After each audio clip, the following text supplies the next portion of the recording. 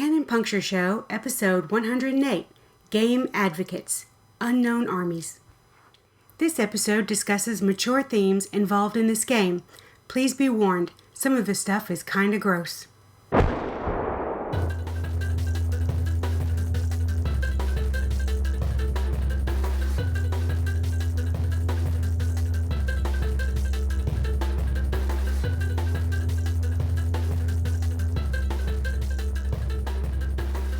Hey everybody, welcome back to the Canon Puncture Show. What we have here is another one of our Game Advocates episodes, and I am fortunate to have on the show current Game Advocate, the one, the only, Ryan Macklin. How are you doing, Mr. Macklin? I'm doing pretty well. I'm ready to advocate some game. Yourself? I am fantastic. Thank you for asking, sir. So, step up to the mic. What is this game you wish to advocate for? This is a game that some of you may have heard about. It's been out for, I think, over a decade now, called Unknown Armies by Atlas Games, created by John Tynes and Greg Stolze, and it is my most favorite role-playing game ever. Wow. Okay. It is a modern occult game of humanocentric transcendental horror. Well, that's a pretty good description, but can you tell me a little bit more about what makes it different? What stands out about Unknown Armies? So it blew my mind early on when it was one of the early games that, much like another Atlas game, Over the Edge, diverted from the mold of role-playing games. This one, it had a couple, like 2 or 3 really key big things there that blew me away. The way that it handled the paradigm of magic being something that was completely insane and irrational was really interesting. The way that it handled madness and snapping was detailed without being too mathy. The way it did things like skills and stuff like that was the first time I'd seen something where you rolled your own skills for a stat. You know, you wouldn't necessarily just have the skill like guns. I'd have the skill, shoot people I don't like in the face. It was the first game that showed me how the language you use on the character sheet really can make the game pop for you. Yeah, you're describing this kind of crazy madness type modern horror game. Mm-hmm. Now, this would be the point of a Game Advocates where I would normally ask you a question about a game that kind of sounds like Unknown Armies, but since I know your history and I know you've been a big GURPS guy, right, I'd like to see older gamer Ryan fight with more recent gamer Ryan. So I'm going to ask you, why wouldn't I just take this game and play it as GURPS? Well, if you hate having a fun experience, you could always do that. Oh! No, but in serious one, because I did, Unknown Armies was the first game I really fell in love with after GURPS. I mean, I played some other games and I always kind of went back to GURPS. Like, I love me Mage the Ascension, but we always eventually went back to GURPS when GURPS was our wife and Mage was my occasional mistress. And then I met Unknown Armies and rethought everything about my life and converted to Unknown Armiesism. And really that's probably the where I became a hippie indie gamer because of my love of Unknown Armies. But the reason you tried doing this with like something like GURPS is that the ways in which both of them handle gritty urbanness well in different ways. But what Unknown Armies does with magic, which is one of the big reasons that you would want to play a modern-day occult game, is to deal with a world with really effed up magic. Whether you're being somebody who uses it or just that's in the world and you're dealing with those people, if you're going to play an occult game, it's not like, oh, I'm going to play an occult game and we're going to go and just play a game where we're driving and shooting at people. You know, you want to play GTA, there's plenty of other games for that. The ways in which it handles magic is something that you really couldn't model in something like GURPS because what it does is there are various forms of magic where they're all built around these concepts of paradoxes. The classic ones are one called dipsomancy or alcohol-based magic, where the paradox is in order to gain control of the world, you have to lose control of yourself. You gain charges, you gain the ability to do magic by drinking yourself more and more, and it's probably no surprise to anybody who knows me that I'm drinking a gin and tonic right now. And you use those charges to then inflict specific sorts of spells onto the world, where you can manipulate people or cause random objects to crash into people or things like that. And another form of magic is called epigeomancy, or flesh-based magic, where it's basically the concept of the cutter, the person who cuts themselves in order to sort of feel better. It's that, but made in a form of magic, where the more you mutilate yourself, the more you can control the experience of other people, and things like that. I mean, which is we're talking like this is a hardcore dark setting, and it's a system that supports that, a system that pushes you to do insane things with your character in order to support a paradigm. And GURPS is a little bit too safe for that. I even say GURPS is a lot too safe for that. Other games that don't necessarily have the system behind push this. A lot of games are safer. Call of Cthulhu is safer than Unknown Armies, in my opinion. Not just that, but also the sanity mechanic. Call of Cthulhu, you've got the sanity points. It's basically a different form of hit points. And something like in GURPS, you've got the fright check and the things that can result because on the fright check table because of it. With Unknown Armies, it has 5 different madness meters, where different grades on each one. There's madness meters against its violence. If someone mugs you, you might have to make a stress roll against that. But if people mug you a lot, you no longer are fazed by it. And sort of the more violent situations that happen, it's on a scale from 1 to 10 for how hardened you are against this. I think somewhere like Violence 6 is to like actually inflict harm on someone. And so if you aren't actually that hardened yet, the first time you stab someone, you have to deal with the potential shock. But if you keep doing it and you start just becoming numb to it, you no longer are risking becoming hardened or anything like that. So it has the system that keeps track of the horrible experiences you deal with in this transcendental humanocentric horror hell house, and the system that also pushes you to deal with being a near schizophrenic psychopath, should you actually be going down that path.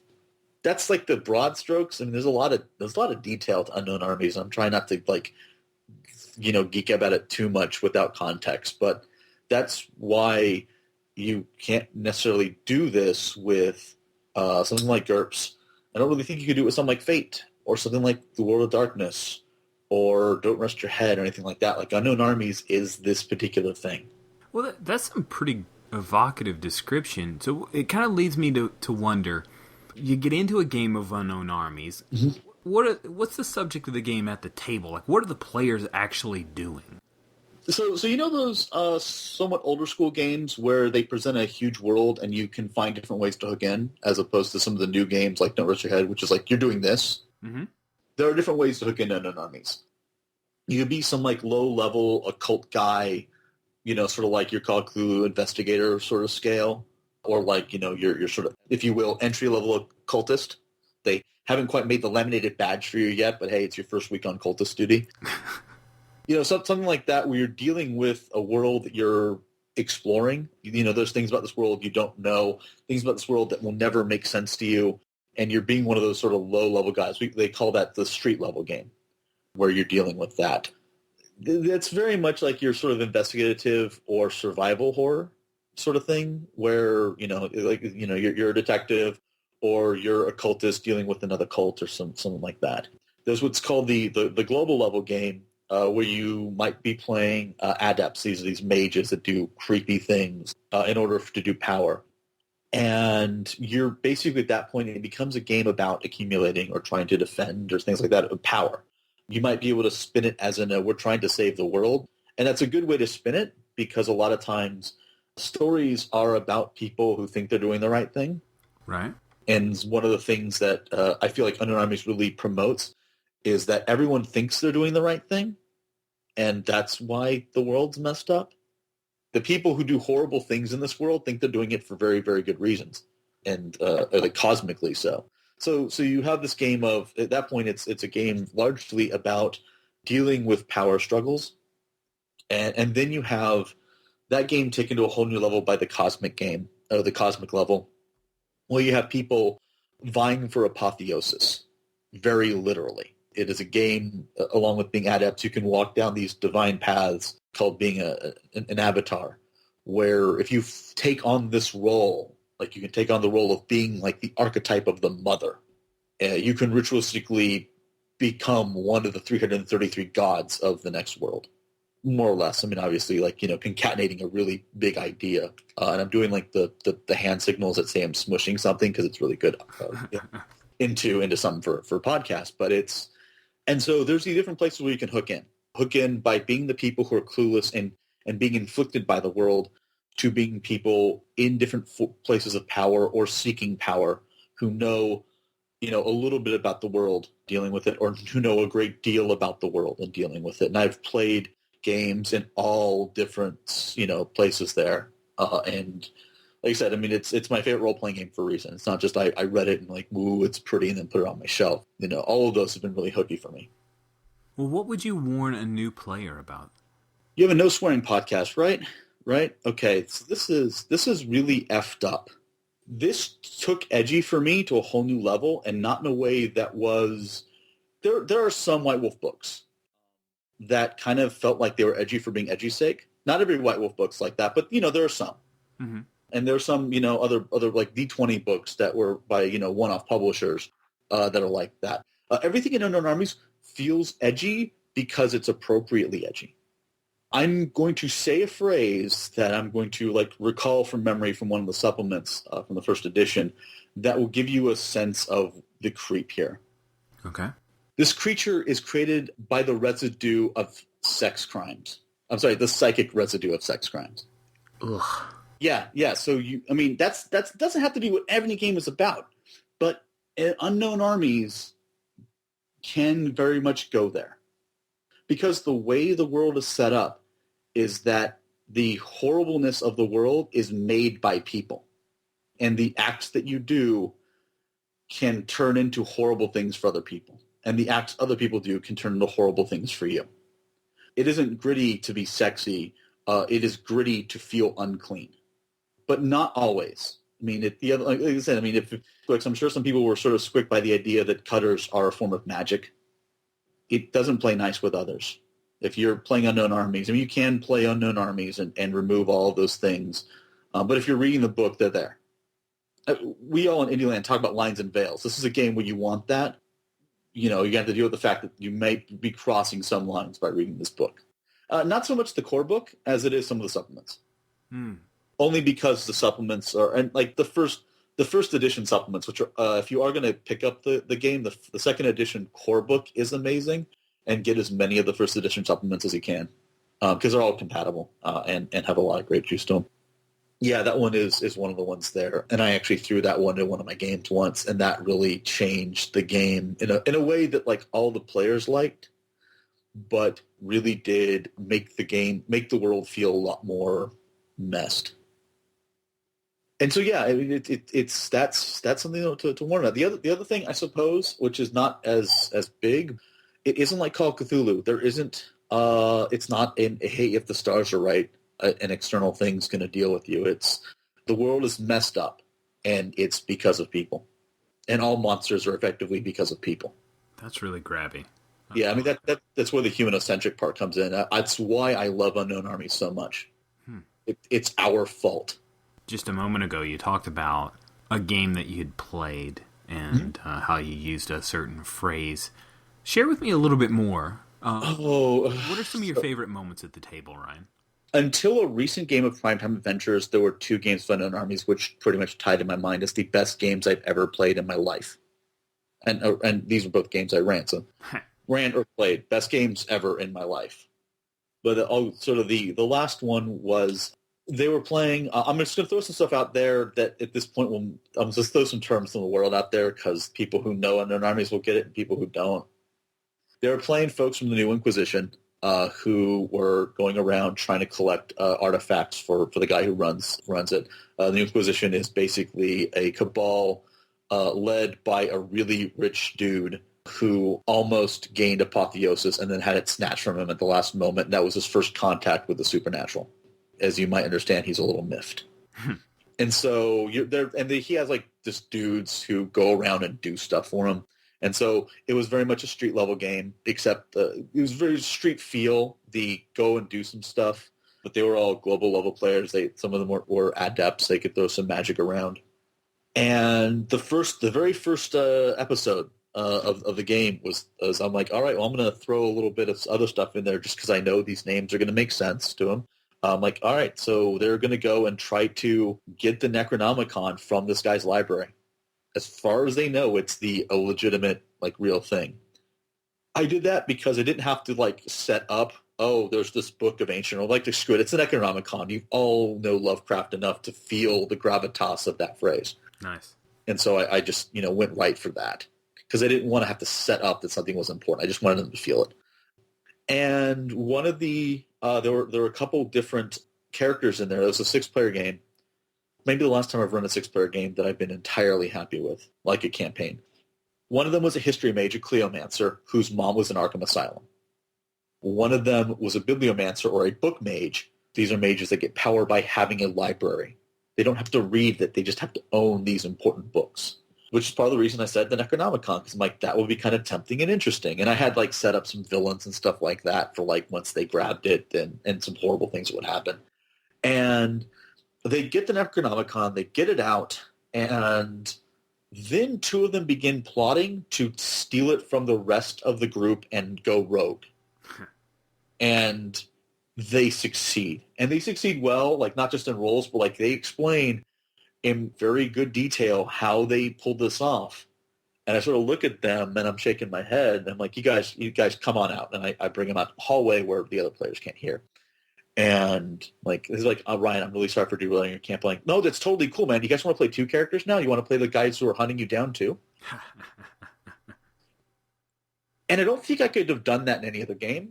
I mean, yes, technically, yes, I could have, but it was that part of it was just sort of me embracing, sort of, again, that I'm going to use that word again, that humanocentric feel, that horrible things are because of us, that I could actually just use them and make everything feel more personal.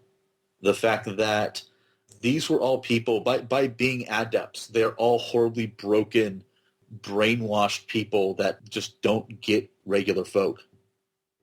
It's sort of, I mean, it's the thing where at this point I would say read the book because I could be on for hours. But that game, that kicker right there for the game turned it into this really incredible moment where everyone showed up, like, every session. If people couldn't show up, they were really disappointed and felt like bad for missing out on, like, the highlight of that week.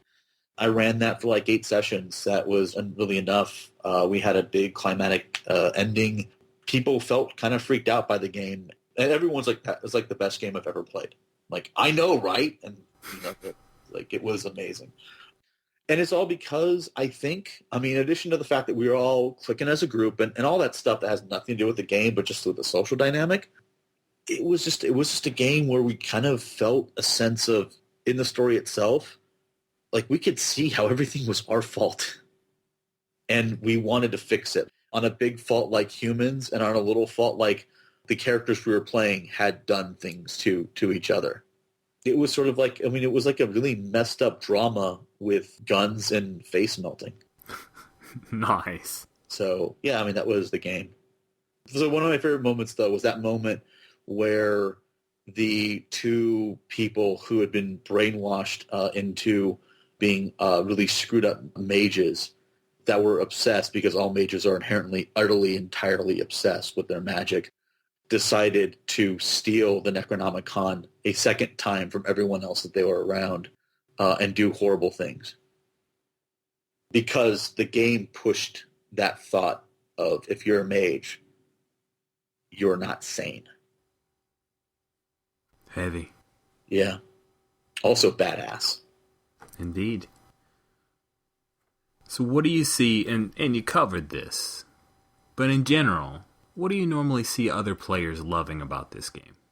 If you like the idea of a really messed up world that is effectively, collectively our fault, and you have a chance of doing something about it, possibly making things worse in the process, but having a chance to do something about it, I think that's there. If you want to play a horror game that has some meat to it, that isn't nihilistic like Call of Cthulhu tends to be, then this is it. It is the middle point between the extremes of Call of Cthulhu and Don't Rest Your Head, where Call of Cthulhu is utter nihilism and Don't Rest Your Head is superpowers. It's like, it's basically superheroes. Why do people hate Unknown Armies? Well, I mean, I already covered the subject matter squick part. Yeah. So let me cover maybe another side of it. It's a percentile system, and a lot of people don't like that. There's a bit of a whiff factor. So if you're used to playing games like I am, where that's not so much the case anymore. Like lately, I mean, it's a game that's over 10 years old. So every now and then when I break it out, I forget about that part and sort of like, oh right, I forgot that there's a whiff factor to it. Some people will hate on it because of that, and because people hate on whatever die mechanic they hate on or whatever. If you're gonna hate, if you really don't want horror, if you want like if you're interested in magic from a fantastical standpoint, man, don't play this game. Don't play this game. But if you're interested in magic from a horror standpoint, but yeah, that's why people hate it. I guess you could probably just Google Unknown Armies, I hate it, and probably find out more than what I would tell you. All right. Well, is there anything I haven't covered, Ryan? It's only the best role-playing game of all time. Nice. That's my closer. If you have the role-playing game 100, that book of essays that came out a couple years ago, Ken Hite wrote about Unknown Armies. And he probably does a far better job of talking about it than I do. Also, he had an editor, so, and it was written. He probably had more time to think about it than I did. I've only had 10 years. Ryan Macklin, thank you so much for coming on and advocating for Unknown Armies. I appreciate your time. I appreciate you letting me yap about my most favorite game ever. Cheers. Cheers. We had such potential, such promise, but we squandered our